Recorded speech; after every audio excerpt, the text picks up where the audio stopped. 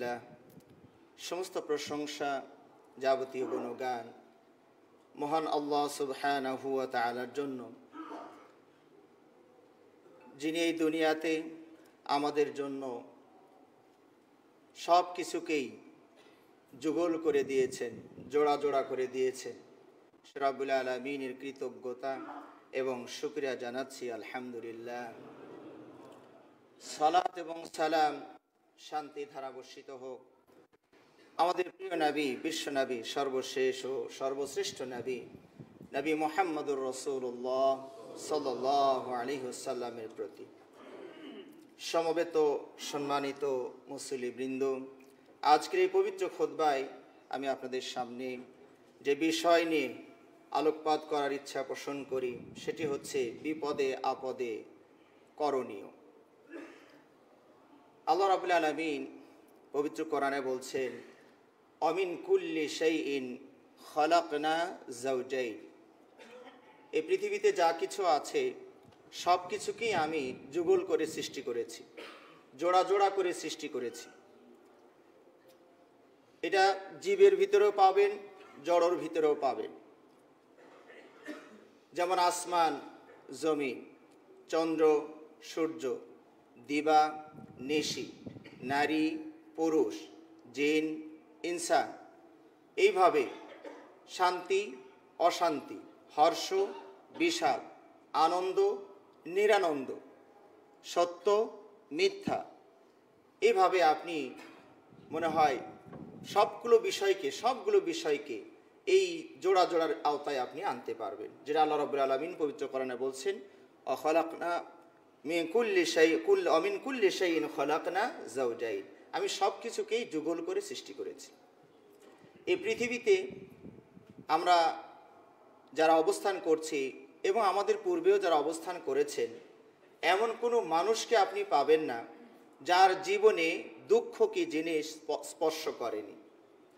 এমন কোনো মানুষ পাবেন না যিনি সারা জীবন শুধু সুখ অনুভব করেছে, কখনো দুঃখ, কষ্ট, ক্লেশ তার জীবনে ছোঁয়নি, এমন কাউকেই আপনি পাবেন না।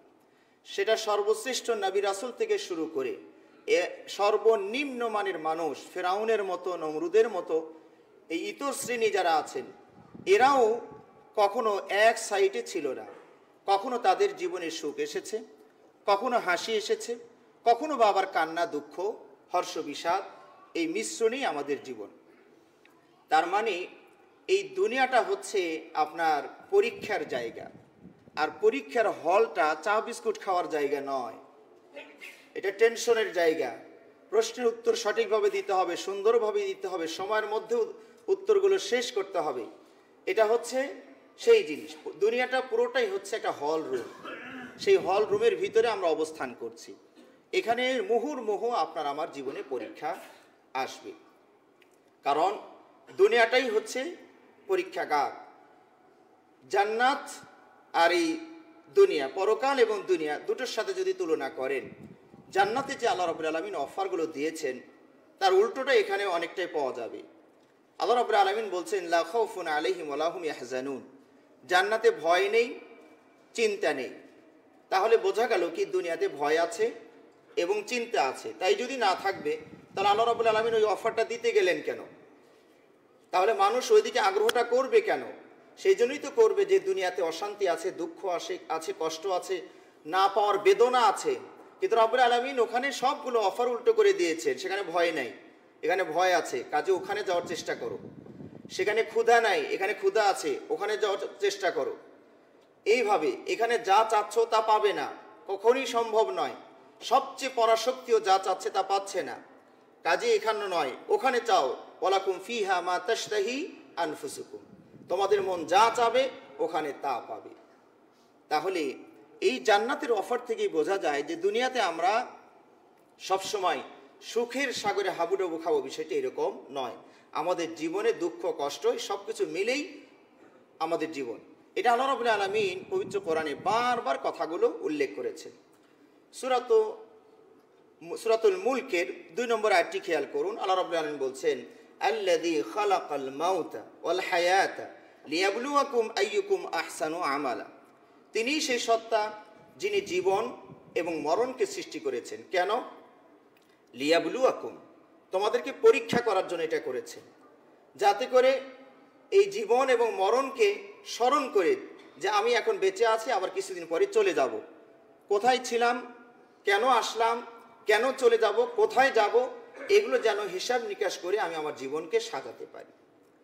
আল্লাহ রাব্বুল আলামিন সূরাতুল বাকারায় বলছেন ওয়ালানাবলুওয়ান্নাকুম।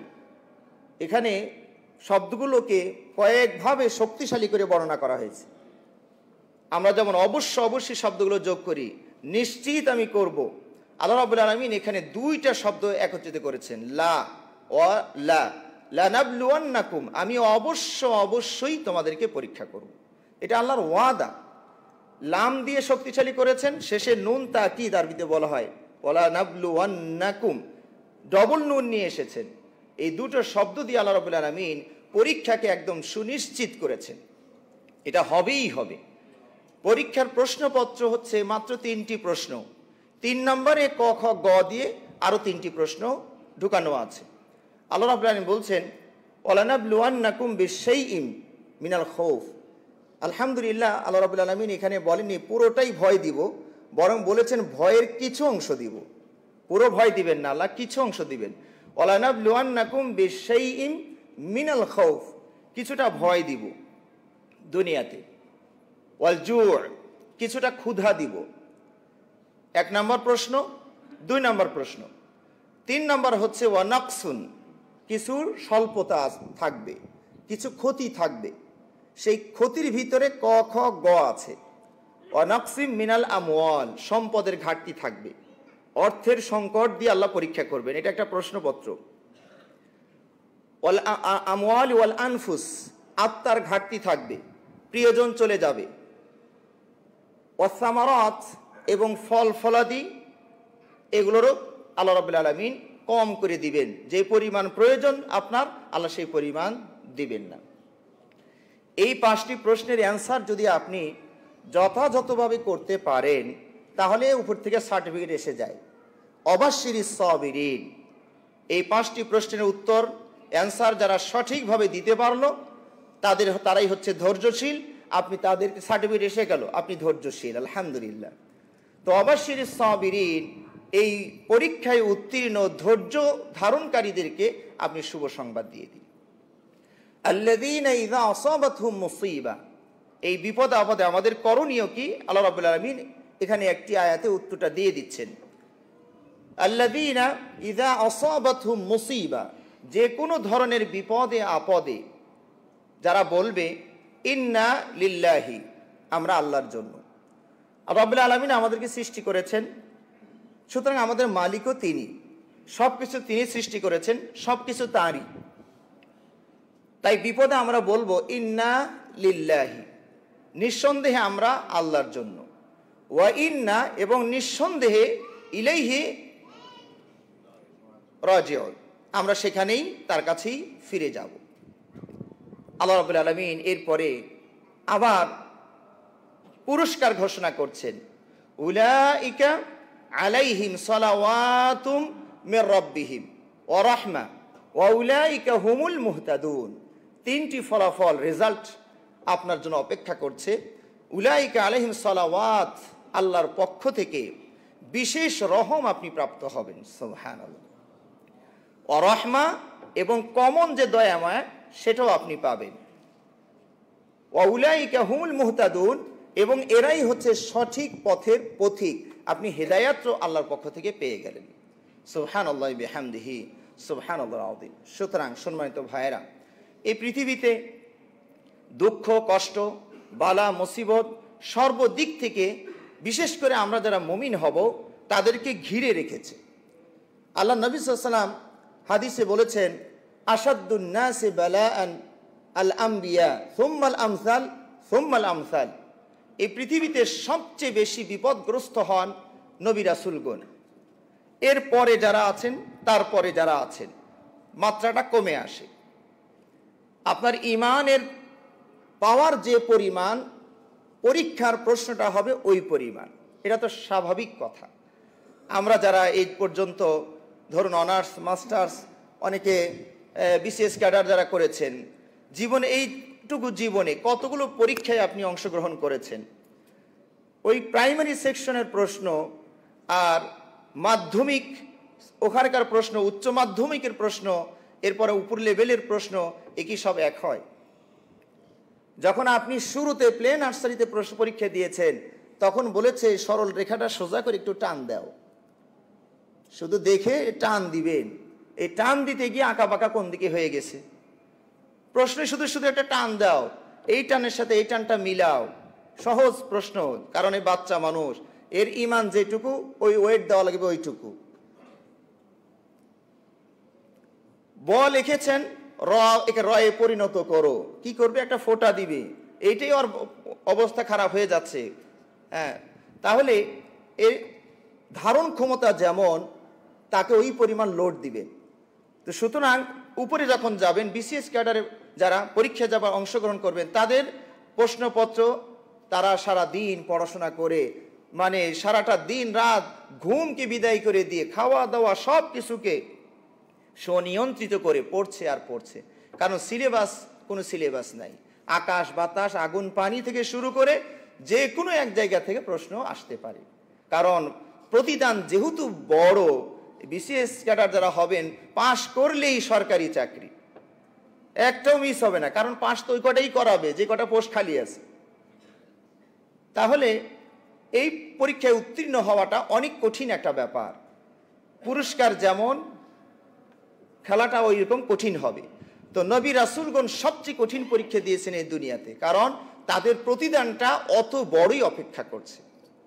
আপনি যদি নবী রাসূলদের জীবনী পড়েন, তাহলে দেখবেন তাদের জীবনে পলে পলে কত বিপদ এসেছে। এগুলো হচ্ছে আমাদের আদর্শ। এই জন্য নবী রাসূলদের জীবনীটা বেশি বেশি আমাদের পড়া উচিত। আদম আলাইহিস সালাতু ওয়াস সালাম জান্নাত থেকে বহিষ্কার হলেন, তিনি কি হারালেন বলুন তো দেখি? সবই তো হারিয়েছেন। জান্নাতে কি ছিল না? সব ছিল, বিনা পরিশ্রমে সবই নখ দর্পণে হাতের মুঠোর ভিতরে ছিল। আল্লাহ রাব্বুল আলামিন তাকে একদম ফ্রি করে দিয়েছিলেন, যেখানে যেটা মন চায় সেটা খাও, যেখানে যা মন চায় তা করো। সুবহানাল্লাহ, সুবহানাল্লাহ। ওই একটা জায়গায় পরীক্ষায় ফেলেছিলেন, এইটা শুধু খাবে না, একটা ফল। কিন্তু তিনি এই যে বিপদে পড়ে গেলেন, শয়তানের ওয়াসওয়াসায় কুমন্ত্রণায় ওই রেজাল্টটা খারাপ হয়ে গেল, তিনি দুনিয়াতে চলে আসলেন। এখন চিন্তা করুন যে কোথায় ছিলেন, কোন বাসায় ছিলেন আর কোন বাসায় আসলেন। সাধারণত একটা মানুষ যদি ঢাকা, আপনাদের সিলেট শহরে এসির ভিতরে থাকে, কোনো কারণে যদি তাকে জেলখানায় যদি নাও নেয়, তো কোনো কারণে যদি গ্রামের একটা ভঙ্গুর পরিবেশে গ্রামে রেখে আসে, তাহলেই তো তার অবস্থা খারাপ হয়ে যায়। তাহলে আদম আলাইহিস সালাম কি হারিয়েছেন চিন্তা করে দেখুন, কত বড় বিপদ। একটা প্রশ্নের উত্তর মিস হয়েছে। আমার আপনার জীবনে কতগুলো মিস হচ্ছে? তাহলে আমাদের বিপদটা কত বেশি হওয়া দরকার, যেটা আমরাই তো এটাকে আয়োজন করে রেখেছি। এইভাবে ইব্রাহিম আলাইহিস সালাম, তার কত কঠিন পরীক্ষা গিয়েছে দেখুন। আগুনে নিক্ষেপ করা হচ্ছে, তাকে চরগে উঠানো হয়েছে, ঘুরিয়ে ঢেল মেরে ওখানে এত তীব্র হয়েছে আগুন যে মানুষ নিয়ে এদের ধাক্কা মেরে ফেলে দিবে, এর কাছেও যাওয়া যাচ্ছে না আগুনের, এই পরিমাণ তীব্র হয়েছে আগুন। দূর থেকে চরক দিয়ে নিক্ষেপ করতে হচ্ছে আগুনের ভিতরে। ইব্রাহিম আসলাম চোখের সামনে দেখছেন আমাকে আগুনে ফেলে দিবে। জিবরাইল আলাইহিস সালাম সাহায্য করতে আসছেন, আমার কি কোনো প্রয়োজন আছে আপনার? কয় না, আপনার কাছে নাই, তবে আল্লাহর কাছে আছে আমার প্রয়োজন। সুবহানাল্লাহি বিহামদিহি সুবহানাল আযীম। আমাদের মতো লোক হলে আমরা কি বলতাম, আরে তাড়াতাড়ি এখান থেকে সরান, দেখছেন না আপনি আমার অবস্থাটা, পরে আল্লাহর সাথে যোগাযোগ পরে করা যাবে, এখন যেটা দেখছি এটা আগে সহজে নিয়ে নিই। নাউজুবিল্লাহি মিন যালিক। সুস্পষ্ট উত্তর, আপনার কাছে না, আপনার কাছে আমার কোনো প্রয়োজন নাই, তবে আল্লাহর কাছে প্রয়োজন আছে। আল্লাহু আকবার। হ্যাঁ, ঘটনা যখন শোনেন তখন মনে হয় তোরে বুঝছি আগুনে ফেলে তো ঠান্ডা হবেই, এটা তো আল্লাহ রেজাল্টটা ঘোষণা করে দিয়েছে, তাই আমরা মনে করছি যে ওটা পানি তো আগুন তো ঠান্ডা হয়ে গেল, ওটা এসির রুমে পরিণত হয়ে যাবে। এটা তো আপনি রেজাল্টটা পেয়ে গেছি তাই, কিন্তু ইব্রাহিম কি মনে করেছেন যে ওটা ঠান্ডা হবে? আল্লাহ ইচ্ছা থাকলে আমাকে ওখানে জ্বালিয়ে পুড়িয়ে শেষ করে জান্নাতে নিয়ে যাবেন, আর না হলে আল্লাহ বাঁচাবেন, সে আল্লাহর সিদ্ধান্ত। সুবহানাল্লাহি বিহামদিহি সুবহানাল আযীম। ইব্রাহিম আলাইহিস সালাতু ওয়াস সালামকে কাবা ঘর আবাদ করার জন্য তার সন্তান এবং স্ত্রীকে রেখে আসতে বললেন। কেন? আল্লাহ রাব্বুল আলামিনের কি বান্দার অভাব ছিল? ওখানে একটা পুরো পরিবারই রাখতেন, একটা সমাজকে নিয়ে এসে তুলে ওখানে বসবাসের ব্যবস্থা করতেন। আল্লাহ আবাদ করবেন তো ইব্রাহিমকে সহ থাকার অনুমতি দিতেন, যে ঠিক আছে তুমিও থাকো, তোমার সন্তান বিবি বাচ্চা ওখানে থাক। কঠিন পরীক্ষা, কারণ ইব্রাহিম আলাইহিস সালাম এই যে ছেলে আর স্ত্রীকে রেখে আসলেন একটা উন্মুক্ত কারাগার, এই কারাগারে কোনো বাউন্ডারি নাই। কারাগারে বাউন্ডারি থাকলে এক সুবিধা অসুবিধা, না থাকলে আর এক সুবিধা অসুবিধা। বাউন্ডারি থাকলে যে কেউ মারতে আসতে পারবে না, যাদের দায়িত্ব আছে ওরাই এসে মারবে। আর বাউন্ডারি যদি না থাকে যে কেউ এসে মারতে পারবে, সাপও এসে কামড় দিবে, ভল্লুকে এসে অ্যাটাক করবে, বাঘ সিংহ সবই আসবে। এটা হলো উন্মুক্ত কারাগার, খাবার নাই, পানি নাই, ঘর নাই, কিচ্ছু নাই। রেখে ইব্রাহিম চলে যাচ্ছেন, পিছন থেকে বিবি ডাকছেন ইব্রাহিম ইব্রাহিম, কারণ উনি বুঝতে পেরেছেন যে রেখে তো চলে যায়, দেখি কিছু বলে না। ইব্রাহিম পিছন পর্যন্ত তাকাচ্ছেন না, যদি মায়া হয় এই পরীক্ষায় যদি উত্তীর্ণ হতে না পারি। পিছনেও তাকাচ্ছেন না, কারণ জানেন তো মেয়েদের কণ্ঠের আওয়াজ শুনলে সবাই তো আমরা দুর্বল হয়ে যাই। তো ইব্রাহিম ইব্রাহিম বলে ডাকছেন, ইব্রাহিম তাকান না। তখন বিবি বলছেন, এটা কি আপনার সিদ্ধান্ত যে আমাদেরকে এখানে রেখে আপনি চলে যান, নাকি আল্লাহর সিদ্ধান্ত? তখন ওইভাবে গেলে আঙ্গুল উঠিয়ে উপরের দিকে দেখিয়েছিলেন যেটা আল্লাহর সিদ্ধান্ত, এটা আমার না। তখন বিবি বলেছিলেন, তাহলে যান, আর সমস্যা নাই, আল্লাহ আমাদের রক্ষা করবেন। সুবহানাল্লাহ বিহামদিহি সুবহানাল্লাহ আযীম। তাহলে এইভাবে নবী রাসূলদের জীবনে এরকম বিপদ আপদ এসেছে। ইয়াকুব আলাইহিস সালাতু ওয়াস সালাম প্রিয় সন্তানকে হারিয়ে ফেললেন, নাই, বাঘে খেয়েছে। তার এলাকায় দুর্ভিক্ষ দেখা দিয়েছে, খাবার নাই। মিশরে অমুসলিম দেশ, সেখানে খাবার থই থই করছে, কিন্তু ইয়াকুব আলাইহিস সালামের এখানে খাবার নাই, উনি নবী, এই এলাকায় খাবার নাই। খাবারের জন্য ওই মিশরে পাঠাইতে হচ্ছে ছেলেদেরকে। এগুলো সবই ছিল কি পরীক্ষা। তাদের কোনো পাপ ছিল না যে পাপের খেসারত তাকে দিতে হয়েছে, এগুলো হচ্ছে পরীক্ষা। এরপর ইউসুফ আলাইহিস সালাম, তার কি দোষ? কুয়ার ভিতরে পড়ে গেলেন। এরপরে আল্লাহ তাকে উঠিয়ে কোথায় নিয়ে গেলেন? এখানে পরিবার হারালেন, মা হারালেন, বাবা হারালেন, পণ্যের মতো তিনি ঘুরে বেড়াচ্ছেন, পণ্য হয়ে ঘুরে বেড়াচ্ছেন, আমার বিক্রি করছে। ইউসুফ আলাইহিস সালাম নবী, তাকে পণ্য হয়ে, আলু পটল যেরকম পণ্য, ইউসুফ আলাইহিস সালাম এরকম পণ্য হয়ে আছে। এইভাবে আইয়ুব আলাইহিস সালাম কত বছর অসুস্থ হয়েছিলেন। মুফাসসিরিন কিরাম যে ব্যাখ্যাটা দিয়েছেন, তার সর্বাঙ্গ পোকা ঘা হয়ে গিয়েছে। সবশেষে তিনি দোয়া করেছিলেন, আল্লাহ সবই তো আক্রান্ত, তবে আমার জিহ্বাটা শুধু একটু ভালো রাখিয়ে না, আমি যেন আপনার জিকিরটা খালি করতে পারি। সুবহানাল্লাহি বিহামদিহি সুবহানাল্লাহ আযীম। ইউনূস আলাইহিস সালাতু ওয়াস সালাম মাছের পেটে চলে গিয়েছেন, একটা ভুল ছিল, ওটাকে ভুল উনি আসলে মনে করেছেন আল্লাহ এটাকে মাইন্ড করবেন না, আল্লাহ এটা সহজেই নিয়ে নেবেন। একজন নবীকে যে এলাকায় পাঠানো হয়েছে, সেই এলাকা থেকে যদি সরে যেতে চান, আল্লাহর অনুমতি ছাড়া উনি যেতে পারবেন না। কিন্তু এই জাতির উপরে তিনি এতই অতিষ্ঠ হয়ে গেলেন যে এত চেষ্টা করলাম তাও তারা আমার কথা শুনলো না, এই এলাকায় আমি থাকবো না। আল্লাহর অনুমতি ছাড়াই উনি এলাকা ত্যাগ করেছিলেন। আর মনে করেছিলেন যে আল্লাহ কোরআনে বলে দিয়েছেন, অযন্না আল্লাহ নাকদির আলাইহি, উনি মনে করলেন যে আমি এটাকে সহজে আমি পাকড়াও করবো না, উনি এটা মনে করেছিলেন। এই মনে করেই চলে গিয়েছিলেন। আল্লাহ রাব্বুল আলামিন তাকে মাছের পেটে নিয়ে রেখে দিলেন। আল্লাহু আকবার। এই যে বিপদ আপদ, তাহলে নবী রাসূলগণ সবচেয়ে বেশি পরীক্ষা দিয়েছেন এই পৃথিবীতে। তা আমরা যারা মুমিন, আমাদেরও পরীক্ষা হবে। আল্লাহ নবী সাল্লাল্লাহু আলাইহি ওয়াসাল্লাম বলছেন, মুমিন একটি হচ্ছে তৃণলতার মতো, দুবলা ঘাস হয়তো আপনারা চিনবেন, দুর্বল, যার মেরুদণ্ড নাই। কিছু গাছের তো মেরুদণ্ড আছে, ডাব গাছ, নারকেল গাছ, এরকম মেরুদণ্ড, তারা সহজে বাতাস হেলাতে পারে না। কিন্তু তৃণলতা যেগুলো, দুবলা ঘাস যেগুলো, সেগুলো বাতাস আসলে একবার এদিকে ফেলে দিবে, যেদিকে বাতাস তার উল্টা দিকে ওপরে যাবে। তো মুমিনকে আল্লাহ নবী সাল্লাল্লাহু আলাইহি ওয়াসাল্লাম উদাহরণ দিয়েছেন যে ওই দুবলা ঘাসের মতো, বাতাস একবার দক্ষিণ দিক থেকে আসবে, উত্তর দিকে ওপরে যাবে, আবার উত্তর দিক থেকে আসবে, সোজা করে দক্ষিণ দিকে ফেলে দিবে। এইভাবে মুমিনের জীবন ভরপুর বিপদে আপদে, এইভাবে চলতে, উঠতে, বসতে, পড়তে একসময় দুনিয়া থেকে তিনি বিদায় হয়ে চলে যাবে।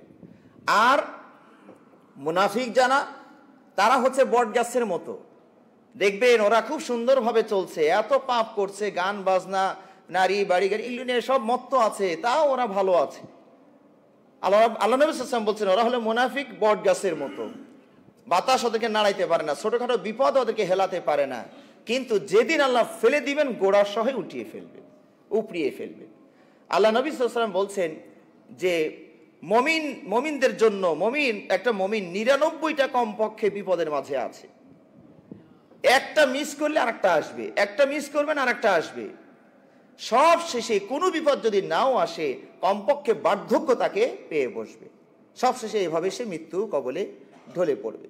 তাহলে আমার আপনার জীবনে এরকম বিপদ আপদ একটার পর একটা আসতেই থাকবে। এখন এই যে বিপদ আপদ আমাদের কাছে আসে, এটার কারণটা কি? আল্লাহ রাব্বুল আলামিন পবিত্র কোরআনে উত্তরটা দিয়ে দিয়েছেন, যাহারাল ফাসাদু ফিল বাররি ওয়াল বাহরি বিমা কাসাবাত আইদিন নাস। জলে এবং স্থলে যে বিপদ আপদ এসেছে, কারণটা কি? কারণ হচ্ছে মানুষের কর্মফল। বিমা কাসাবাত আইদিন নাস, মানুষের কর্মফল। মানুষের কর্মটা দুই ভাগে বিভক্ত হয়। কিছু করার কথা করেনি, সেটাও একটা কর্ম। আর কিছু করার কথা ছিল না, সেটা সে করেছে। তাহলে কুফরি করার কথা ছিল না, কুফরি করেছে। শিরিক করার কথা ছিল না, শিরিক করেছে। চুরি করার কথা ছিল না, চুরি করেছে। সলাৎ পড়ার কথা ছিল, সলাৎ পড়েনি। যেভাবে পড়ার কথা ছিল সেভাবে পড়েনি, পড়েছে কিন্তু যেভাবে পড়ার কথা ছিল সেভাবে পড়েনি। এগুলি হচ্ছে আমাদের কর্মফল। তাহলে পৃথিবীতে যত বিপদ আপদ দেখছেন, এই সবগুলোর কারণ হচ্ছে মানুষের কর্মফল। তবে হ্যাঁ, আল্লাহ রাব্বুল আলামিন তো ওয়াদা করেছিলেন যে আমি তোমাদেরকে একটার পর একটা পরীক্ষা করবই। আল্লাহ আপনার ঈমান কত মজবুত হয়েছে এটা আল্লাহ দেখতে চান। আহাসিবান নাসু আন ইউতরাকু আন ইয়াকুলু আমান্না ওয়া হুম লা ইফতানুন। মানুষরা কি মনে করলো যে তারা শুধু বলবে যে আমরা ঈমান এনেছি আর তাদেরকে পরীক্ষা করা হবে না? বরং আল্লাহ রাব্বুল আলামিন আরো কঠিন করে বলেছেন, আম হাসিবতুম আন তাদখুলুল জান্নাহ, তোমরা মনে করেছো এমনি এমনি মসৃণ পথ দিয়ে জান্নাতে চলে যাবে? ওয়ালাম্মা ইয়ালামিল্লাহুল মুজাহিদিনা, আল্লাহ রাব্বুল আলামিন দুই আয়াতে দুই রকম কথা বলেছেন। এক আয়াতে বলেছেন এখন পর্যন্ত আল্লাহ তোমাদের মধ্যে কি প্রকৃত মুজাহিদ আর কি মুজাহিদ না, এটা এখনো আল্লাহ পরখ করেননি। আর এক আয়াতে বলেছেন যে এখন পর্যন্ত ওলাম্মা আসাবাতকুম, তোমাদেরকে ওইরকম বিপদ আপদ আসেনি যেরকম পূর্বের বিপদ আপদ এসেছিল। মাসাতহুমুল বাসা ওয়াদ-দাররা ওয়াজুলজিলু হাত্তা ইয়াকুলার রাসূল ওয়াল্লাযীনা আমানু মাআহু মাতা নাসরুল্লাহ। তোমাদের আগের যারা উম্মত ছিলেন তাদের বিপদ আপদ আরো কঠিন ছিল। তাদের অর্থ সংকট দেখা দিয়েছে, শারীরিক মানসিক কষ্ট দেখা দিয়েছে, নানাবিধ বিপদ আপদ তাদেরকে এসেছে। মাটির নিচে ভূমিকম্প শুরু হয়ে গেছে। আর বিপদটা এমন, এই স্থির জমিন যেন মনে হতো যে অস্থির, আসলে ভূমিকম্প না, কিন্তু বিপদ আপদটা এতই প্রকট হয়ে গেছে মনে হচ্ছে না পায়ের নিচে মাটি নাই, কাঁপছে থরথর করে। নবী পর্যন্ত, রসুল পর্যন্ত কথা বলতে বাধ্য হয়ে গেলেন আল্লাহর সাহায্য কত দূর। মাতা নাসরুল্লাহ, আল্লাহ রাব্বুল আলামিন উত্তরে বলেছেন আলা ইন্না নাসরাল্লাহি কারীব, আল্লাহর সাহায্য অতি কাছে। সুতরাং আল্লাহ রাব্বুল আলামিন আমাকে আপনাকে পরীক্ষা করবেন, এটা নিশ্চিত। এই পরীক্ষা কেন আল্লাহ করছেন এটারও কারণ আছে, দুটো কারণ কমপক্ষে আছে। প্রথম কারণ হচ্ছে যে আপনার কোনো পাপ আছে কিনা। যদি কোনো বিপদ আসে তাহলে আপনি প্রথম নজরটা দিবেন যে আমার কোনো ভুল আছে কিনা। যদি ভুলটা থাকে সেখান থেকে মুক্ত হওয়ার চেষ্টা করি। আর যদি মনে করেন যে আমার কোনো ভুল নাই, আল্লাহ যেটা করতে বলেছেন সেটা করেছি, যেটা করতে মানা করেছেন সেটা ছেড়েছি, কিন্তু এই মানে লোক কে আছি চিন্তা করে দেখুন। তারপরও যদি বিপদ আসে তাহলে আপনাকে বুঝতে হবে যে আমার কর্মের ত্রুটি আছে। আল্লাহ রাব্বুল আলামিন আপনার জন্য জান্নাতে যে পজিশনটা রেখেছেন সেই পজিশনে যাওয়ার জন্য যে কর্মের দরকার, কারণ আপনি বিসিএস ক্যাডারের লোক হলে যে পরিশ্রম করার দরকার সেটা আপনি করছেন না, কাজে অন্যভাবে পরীক্ষা করে আলাদা ইন্টারভিউ নিয়ে ওই স্তরে নেওয়ার চেষ্টা করছেন। আল্লাহ রাব্বুল আলামিন আপনার জন্য জান্নাতে উচ্চ একটা মর্যাদা রেখেছেন, আপনার পড়াশোনায় অত দূর যাওয়া সম্ভব হচ্ছে না। এই জন্য আল্লাহ রাব্বুল আলামিন অন্যভাবে ইন্টারভিউ নিয়ে বালা মুসিবত দিয়ে ধৈর্য ধারণ করিয়ে আল্লাহ আপনাকে ওখানে নিয়ে যাবে। সুবহানাল্লাহি বিহামদিহি সুবহানাল আযীম। রাব্বুল আলামিনের কাছে আমরা ফরিয়াদ জানাই, আল্লাহ রাব্বুল আলামিন যেন আমাদেরকে বিপদে আপদে ধৈর্য ধরার তৌফিক দান করেন। আমিন। ওয়া আখিরু দাওয়ানা আলহামদুলিল্লাহি রাব্বিল আলামিন। ইন্নাল হামদালিল্লাহি ওয়াহদা ওয়াসসালাতু ওয়াসসালামু আলা মান লা নাবিয়্যা বা'দা ওয়া আলা আলিহি ওয়া আসহাবিহি ওয়া মান তাবি'আহুম বিইহসানিন ইলা ইয়াউমিদ্দিন, আম্মা বা'দ। সম্মানিত মুসলিমবৃন্দ, আসলে আজকের বিষয় যেটা ছিল মানে অনেকটা ভূমিকাতেই শেষ হয়ে গিয়েছে কথাগুলো। মূল যে বিষয় বিপদে আপদে করণীয়, সেই করণীয়তে এখনো আমরা আসিনি। কিছু কিছু বক্তব্যের ভিতরে পয়েন্টে পয়েন্টে কিছু কথা এসে গিয়েছে, আলহামদুলিল্লাহ। তো পয়েন্ট আকারে আমি আপনাদেরকে যে আমাদের বিপদ আপদে আমাদের যে করণীয়টা কি পয়েন্ট আকারে দুটো কথা বলি। 1 নম্বর হচ্ছে ধৈর্য ধারণ করা। ধৈর্যটা কাকে বলা হয়? ধৈর্য হচ্ছে বিপদের শুরুতেই ভেঙ্গে না পড়া, শরীয়ত বিরোধী কিছু না করা। বড় ধরনের একটা বিপদ হয়েছে, আপনি ধৈর্য ধারণ করবেন। এই ধৈর্য ধারণ করা মানে কি? কান্নাকাটি যা আছে সব কিছু করার পরে যখন দেখলো যারা পাওয়াই যায় না, তখন তিনি ধৈর্য ধারণ করেন। এটাকে ধৈর্য বলে না। তাহলে তো আপনারা সবাই ধৈর্য ধারণ করেছেন, আপনার বাবা মারা গিয়েছেন, এখন তো আর কাঁদছেন না। হ্যাঁ, ধৈর্য ধারণ করছে, আল্লাহ নিয়েছে, আর কি করার। ছেলেটা নিয়ে গেছে 10 বছর পরে, আপনি তো ধৈর্য ধরেছেনই, আর তো কাঁদছেন না, আর হাহুতাশও করছেন না। এটাকে ধৈর্য বলে না। ওই যেদিন ছেলেটা চলে গিয়েছে, যেদিন বাবা চলে গিয়েছে, যেদিন চাকরিটা চলে গিয়েছে, যেদিন আপনার বিপদটা হয়েছে, ওই দিনে ধৈর্য ধারণ করবে। ধৈর্য ধারণ করা মানে এটা নয় যে চোখে পানিটাও আসবে না। পানি আসবে। ইয়াকুব আলাইহিস সালামের বিপদ ছিল, চোখে পানি এসে অন্ধ হয়ে গিয়েছিলেন তিনি। চোখে পানি আসবে। ছেলেটা এত সুন্দর ছেলে, এই ছেলের জন্য কোন বাবার চোখে পানি আসবে না বলেন তো দেখি?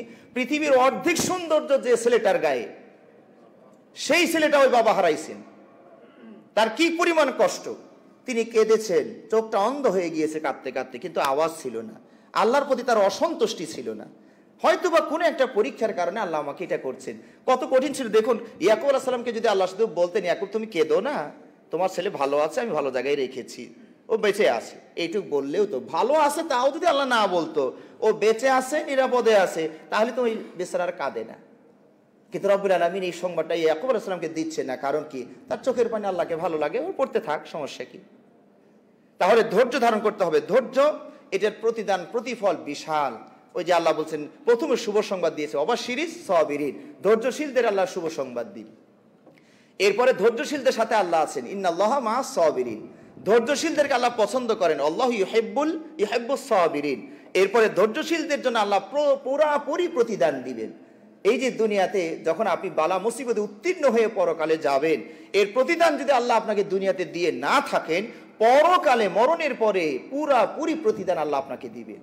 সেই দিন আপনি বিপদগ্রস্ত মানুষ, আল্লাহর কাছ থেকে যেন পুরস্কারটা নেবেন, এ পরিমাণ পুরস্কারটা হবে। যারা সুস্থ ছিলেন, অসুস্থ কখনো চাষ করেনি, বিপদ আপদ আসেনি, তারাও কামনা করতে থাকবে, আহারে পৃথিবীতে যদি আমার চামড়াটা কেসি দিয়ে কাটা হতো, তাহলে আজকে আমি কত ভালো লাভবান হতে পারতাম। সুবহানাল্লাহ বিহামদিহি সুবহানাল আযীম। সুতরাং ধৈর্য ধারণ করতে হবে। বিপদে মানুষ 4 পদে ভাগ হয়ে যায়। একদল হচ্ছে ভেঙ্গে পড়ে, আল্লাহর প্রতি অসন্তুষ্টি প্রকাশ করে, আল্লাহ আমারই পাইলো, আর লোক ছিল না, আর আল্লাহ তার আর বান্দা নাই, পরীক্ষাটা আমার উপরই নেওয়া লাগবে। এই বান্দা দুটোই হারাইলো। অসন্তুষ্টি হয়ে এক মারাত্মক ভুল করলো, বিপদে তো ধৈর্য সে ধরেই নি, দুইটা ভুল কাজ করেছে। আর এক শ্রেণীর মানুষ হচ্ছে শুধু ধৈর্য ধারণ করে। আর এক শ্রেণীর মানুষ হচ্ছে ধৈর্যের পাশাপাশি সন্তুষ্টি প্রকাশ করে, যে আলহামদুলিল্লাহ, আল্লাহ যা করেছেন, আমি আল্লাহর সিদ্ধান্তে সন্তুষ্ট আছি। 4 নম্বর লোক হচ্ছেন শুধু ধৈর্য ধরে না, শুকরিয়া পর্যন্ত আদায় করে। সন্তান চলে গিয়েছে, ইন্না লিল্লাহি ওয়া ইন্না ইলাইহি রাজিউন, আলহামদুলিল্লাহ, আলহামদুলিল্লাহ, ইন্না লিল্লাহি ওয়া ইন্না ইলাইহি রাজিউন। কারণ এর চেয়েও বড় বিপদ তো হতে পারতো, সেই তুলনায় তো এটা ছোট আছে। তো এই জন্য যারা মানে সর্বোচ্চ স্তরের, তারা শুধু ধৈর্য ধরবে না, সন্তুষ্টিও প্রকাশ করবে, পাশাপাশি আল্লাহর শুকরিয়া আদায় করবে। আল্লাহ নবী সাল্লাল্লাহু আলাইহি ওয়াসাল্লাম যখন বিপদে আপদে কেউ জিজ্ঞেস করতে কেমন আছেন, বলতেন আলহামদুলিল্লাহ আলা কুল্লি হাল, সর্ব অবস্থায় আল্লাহর শুকরিয়া। আমাকে ভালো রাখলেও আলহামদুলিল্লাহ, আল্লাহ ক্ষুধার্ত রাখলেও আলহামদুলিল্লাহ, খেতে দিলেও আলহামদুলিল্লাহ। তো এই হচ্ছে আমাদের প্রথম কাজ, ধৈর্য ধারণ করতে হবে। 2 নম্বর কাজ হচ্ছে ধৈর্য এবং সবরের মাধ্যমে আল্লাহর সাহায্য চাইতে হবে। ওয়াস্তাঈনু বিস-সাবরি ওয়াস-সালাহ। তাহলে ধৈর্য এবং সালাত, বিপদ, আল্লাহ নবী সাল্লাল্লাহু আলাইহি ওয়াসাল্লাম করে বিপদ আসলে সালাতে দাঁড়িয়ে যেতেন। আমরা তো এদিক ওদিক ছোটাছুটি বেশি করি, হাহুতাশি বেশি করি, কিন্তু আল্লাহকে টেলিফোনটা আগে করেন। আমরা তো মানুষকে আগে টেলিফোন করি, পুলিশে একটু জানাই, ভাইকে একটু জানাই, উপর লেভেলে আগে জানাই। জানাবেন, সেটাও ঠিক আছে, কিন্তু সর্বপ্রথম টেলিফোনটা কার কাছে যাবে? আল্লাহ রাব্বুল আলামিনের কাছে যাবে। এটা 2 নম্বর কাজ, এখানে আল্লাহর কাছে মানে চাইবেন। 3 নম্বর কাজ হচ্ছে ইন্না লিল্লাহি ওয়া ইন্না ইলাইহি রাজিউন, দোয়াটা পড়বেন। এই দোয়াটা আমাদের সমাজে এখন মৃত্যুর সাথে সংশ্লিষ্ট হয়ে গিয়েছে। টেলিফোনে যখন কেউ বলছে ইন্না লিল্লাহি ওয়া ইন্না ইলাইহি রাজিউন, ভাই কে মরছে, কে মরছে, মানে এটা মরার সাথে সংশ্লিষ্ট হয়ে গিয়েছে। আপনার একটা কলম পড়ে গিয়েছে, এটা একটা বিপদ, কেন পড়বে? 1 মিনিট লেখা বাদ পড়ে গেছে, আর ইন্না লিল্লাহি ওয়া ইন্না ইলাইহি রাজিউন। ছোট খাটো যে কোনো বিপদে আপদে আপনি বলবেন ইন্না লিল্লাহি ওয়া ইন্না ইলাইহি রাজিউন। আরেকটি দোয়া আছে, আল্লাহুম্মা আজিরনি ফি মুসিবাতি হাদিহি ওয়াখলুফ লি খায়রাম মিনহা। একজন মহিলা সাহাবী উম্মু সালামা, যতটুকু মনে পড়ছে, তিনি তার স্বামী যখন মারা যান, আবু সালামা, তিনি যখন মারা যান তখন ভেঙে পড়লেন কিছুটা, যে এত সুন্দর স্বামী আজকে আমি হারিয়ে ফেললাম। তো আল্লাহ নবী সাল্লাল্লাহু আলাইহি ওয়াসাল্লাম বললেন, তুমি এই দোয়াটা পাঠ করো, হে আল্লাহ এই বিপদে আমাকে উত্তম প্রতিদান দান করুন এবং এর স্থলাভিষিক্ত ভালো কিছু আমাকে দান করুন। তো উনি মনে মনে ভাবছে যে এর স্থলাভিষিক্ত মানে আমার স্বামীর চেয়ে ভালো স্বামী তো আমি আর কাউকে মার্কেটে দেখি না, তো এটার বদলে আর কাকে দিবে আল্লাহ? তাও আল্লাহ নবী সাল্লাল্লাহু আলাইহি ওয়াসাল্লাম যেহেতু বললেন বলতে, উনি বললেন, কিন্তু পরে বলছেন যে আল্লাহু আকবার, আমি আমার স্বামীর চেয়ে কত ভালো স্বামী পেয়ে গেলাম, স্বয়ং নবী আমার স্বামী হয়ে গেল। সুবহানাল্লাহি বিহামদিহি সুবহানাল্লাহ আযীম। এই যে 4 নম্বর কাজ হচ্ছে আপনার নিচের দিকে তাকানো। নিচের দিকে তাকাবেন, উপরের দিকে নয়। আপনার যে বিপদ হয়েছে তার চেয়ে বিপদগ্রস্ত মানুষ আশপাশে আছে কিনা, আপনার যে অভাব হয়েছে তার চেয়ে অভাবের লোক পৃথিবীতে আছে কিনা, আপনি যা হারিয়েছেন তার চেয়ে হারানোর লোক আরো বেশি আছে কিনা। আল্লাহ নবী সাল্লাল্লাহু আলাইহি ওয়াসাল্লাম বলছেন, লা তানজুরু ইলা মান ফাওকাকুম ওয়ানজুরু ইলা মান দুনাকুম। উপরের দিকে তাকায়ও না, নিচের দিকে তাকাও, তাহলে আল্লাহর কত নিয়ামতের মধ্যে আছো তুমি টের পাবা, বুঝতে পারবা। এটা হচ্ছে আপনার 4 নাম্বার। 5 নাম্বার যেটা বলেছি, আল্লাহর সন্তুষ্টি অর্জন করতে হবে এবং বৈধ উপায় থাকলে সেটা সমাধানের চেষ্টা করতে হবে। কুয়ার ভিতরে পড়ে গিয়া যদি মনে করে আল্লাহ ভরসা, ঠিক আছে, আল্লাহর উপর ভরসা, সবকিছু ঠিক আছে করেন, কিন্তু একটু আওয়াজ করেন, ভাই কেউ আছেন আশপাশে, আমাকে একটু বাঁচান, একটু রক্ষা করেন, এইটুক সাহায্য চাওয়াটা শিরিক নয়। কারণ মানুষ যেটা আপনাকে করতে ক্ষমতা আল্লাহই দিয়েছেন, আপনি পানিতে ডুবে গিয়ে আল্লাহরে ডাকেন, পাশাপাশি আশপাশে কেউ থাকলে তাকেও ডাকেন। কারণ মানুষকে আল্লাহ ক্ষমতা দিয়েছেন যে পানিতে পড়া মানুষকে নৌকা নিয়ে হোক, সাঁতার দিয়ে হোক, ডুবুরি গিয়া হোক, এটা রক্ষা করার ক্ষমতা আল্লাহই দিয়ে রেখেছেন। এইটুক ক্ষমতা চাওয়াকে শিরিক বলা হয় না। এরপরে দোয়া করতে থাকবেন, তাওবা এবং ইস্তিগফার তো থাকবে। ইনশাআল্লাহ আমরা আজকের মাগরিবের পর আলোচনায় তাওবা ইস্তিগফারের উপরে কথা বলবো, আপনারা এখানে উপস্থিত হওয়ার চেষ্টা করবেন ইনশাআল্লাহ। সম্মানিত ভাইরা, সবশেষে যে এখন যে আমাদের মুসলিম বিশ্বের যে বিপদ আপদ সেটা আপনারা খেয়াল করছেন, গাজার বিষয়টা খেয়াল করছেন, মাটির সাথে সবকিছু ধুলিসাৎ মিশিয়ে দেওয়া হয়েছে। সব হারিয়ে যাক, ইমানটা যেন থাকে। কারণ আল্লাহ রাব্বুল আলামিন কোরআনে ওয়াদা করেছেন, ওয়ায়াত্তাখিযা মিনকুম শুহাদা, আল্লাহ তোমাদের কাছ থেকে শহীদ গ্রহণ করবেন। 50,000-এর উপরে শহীদ হয়েছে, আলহামদুলিল্লাহ। এটা মুসলিমরা দুঃখ প্রকাশ আলহামদুলিল্লাহ বলবে, কারণ এরা আরো উপর লেভেলে চলে গিয়েছে। এই গাজার ক্ষুধার কষ্ট, বোমার আওয়াজ, আগুনের জ্বালানো কষ্ট থেকে শহীদ হয়ে জান্নাতে চলে গিয়েছেন, তারা আর খুব ভালো অবস্থানে আসছেন, আলহামদুলিল্লাহ।